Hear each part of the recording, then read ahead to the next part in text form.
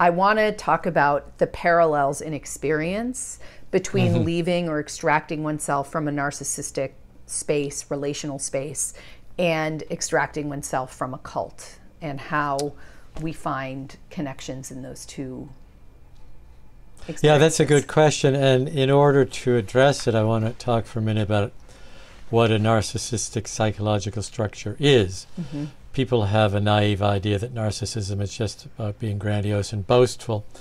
But narcissism is really a narrative that is spun, that is self-serving, and it helps the person answer some of life's great questions. What is the meaning of my life? What is the purpose? How do I direct my energies? Life is a challenge. That's for You sure. have to put effort into meeting it, and there are some shortcuts or easy ways out. One of the easy ways out is a narcissistic structure. Somebody who has all the answers. It could be a patriarchal family. It could be a cult where they say, trust me, this is the way life is. This is the path toward having a meaningful life. This is the path toward goodness.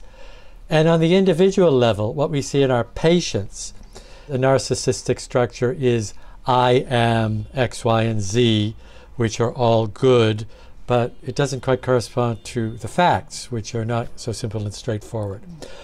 But anyway, narcissism at these levels, cult, family, individual, structures the person. It gives them something to hold on to. It answers questions they don't know how to answer. So when a person leaves that family, leaves the cult, or in the course of therapy begins to take a distance from their internal narrative, there's a really difficult phase of distress that can be extreme and sometimes even lead to thoughts of suicide. Why is that?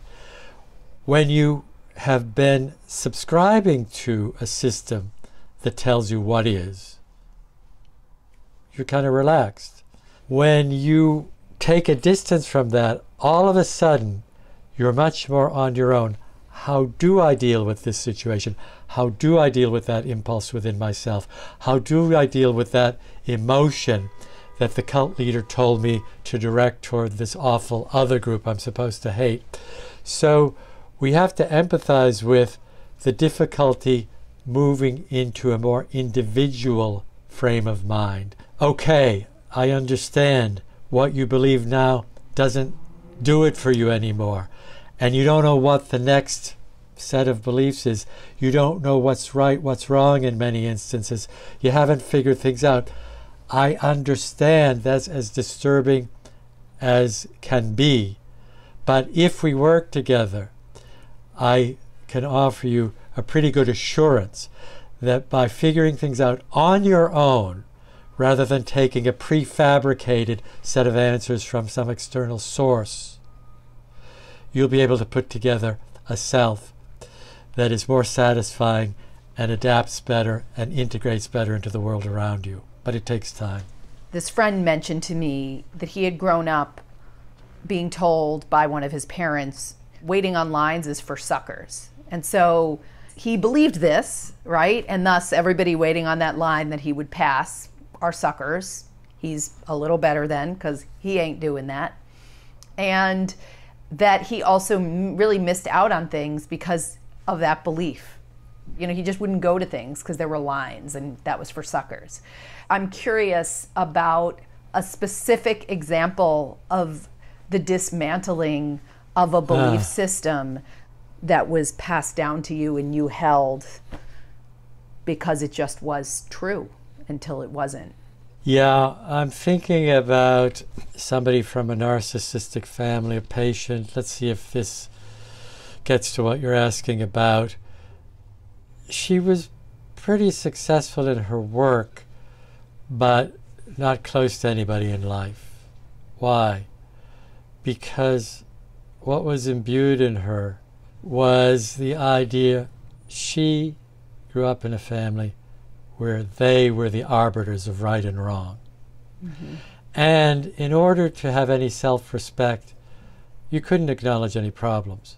So in the course of therapy, she began to get pretty condescending about me. It turned out that I wasn't up to her standards. And I can accept that. The key here was in exploring a kind of subtle devaluing and denigration of me, she began to realize that her MO in relating to others was to sometimes consciously, but if not consciously, always unconsciously look down on them and have a superior air about her, which is why she couldn't get close to people, because that's kind of offensive when you're trying to get involved in a friendship or an intimate relationship. When she began to see that her devaluing of others wasn't fully justified by an inbred and innate moral superiority that she had, she got really distressed and said, well, how do I deal with people then? And what she learned is that you can relate to others without having to be perfect. She said something like, my effort to be perfect with others just kept me at a distance from others. I was trying to do all the right things. I was always just focusing on doing the right thing, and by doing the right thing or having to do the right thing all the time, I was not doing what's human. And I learned, she said, that to be human includes all of this uncertainty that's distressing initially, but as I began to manifest uncertainty and fallibility with others, they didn't do what I expected. I thought they'd reject me, devalue me, disparage me. That's when I began to see you can empathize with somebody. You don't get close around being perfect, you get close around being human, which includes being flawed. And just one other question, in that sort of interim period where someone is reaching to try to sort of uncover, I almost would say, like, who they are, because it's they are trying to uncover who they are because they've been living a fiction. Yes. They've been living that I am right all the time. I know what's right. I know better than anybody else. That's not really who the person is. That's what they're saying to themselves.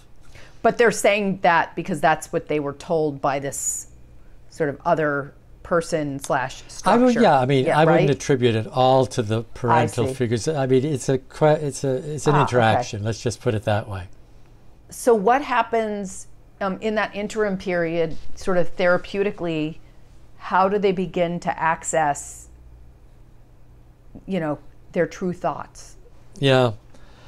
When I say it's not just that they've been inculcated with this, usually it has to do with insecurity of attachment. The family communicates, if we're going to care about you, you have to be perfect all the time. You can never be flawed. You can never make a mistake. So what we end up with in a person like that is the inability to trust another. You can't feel like the other will accept you as you are. And thus you have to live out the ideal fiction. Let me go back to the initial moments of trying to help this person see that she was devaluing and denigrating of me. She didn't buy that at all. I mean, I didn't say, hey, by the way, do you see how devaluating and denigrating of me you are? We try to look at the nonverbal communication, the way feelings get communicated almost subliminally. So I would say, it's kind of interesting that often when I say something, you kind of roll your eyes or wrinkle your nose, like it's kind of really stupid what I've said or something like that. Just wondering about that. She said, I don't do that. You're the one here who's actually devaluing. You might not realize it, but you can be quite devaluing of what I say. We accept that. That's what we call working in the projection. All right, I don't think that's true, although I have to examine and see if that's partly true. But I say, okay, she can't see that in herself. She sees it in me. Let's get to know it. And then I kind of modeled for her the ability to see oneself as flawed without breaking down and deciding one's a total disaster and failure. That then eventually can be carried back to the patient, who can begin to see, oh, well, maybe I'm not so perfect, but if I'm not, what am I? And that's when you have to be your most supportive as a therapist and say, this is a new world for you. It's like unknown territory.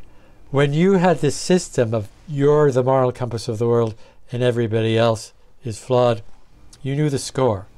Now you're trying to read signals. Now you're trying to figure out which end is up. Let me be with you during all that confusion. Bring the confusion here. And that's when we try to invoke trust in the process and say, I know how uneasy this is making you feel, how distressing this is, but this is a part of our work. If we didn't go through this no man's land of distress, we could never get to a fuller, more full-bodied and rich sense of who you are and how you relate to others. I mean, it sounds like what you're describing is something on some level. Does everyone have to go through that? I'm just curious. I don't know. I really don't have an answer. I'm just wondering. I think everyone would benefit from going through that, but I don't think everyone does.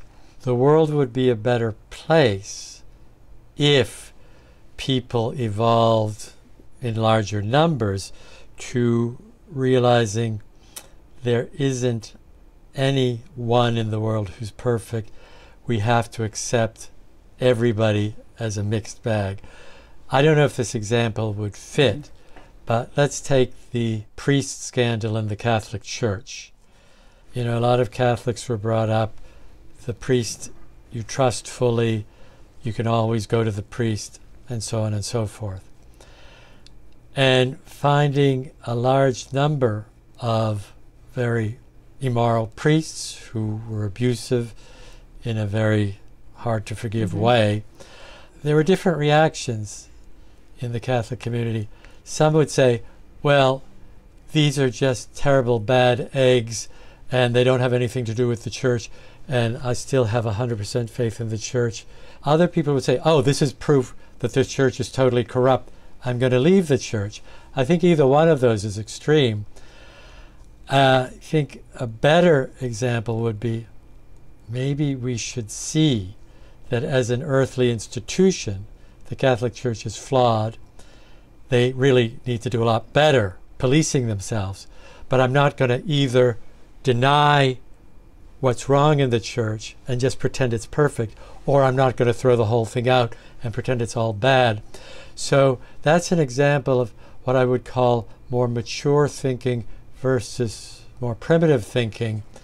And I would agree with you that everybody has to go through a phase where they realize that, I say everybody has to, people don't have to. I think the world would benefit if everyone went through a phase where they came to question what they idealized and moved beyond the idealization. It's not our borderline patients who have a monopoly on black and white thinking, and black and white thinking always leads to conflict.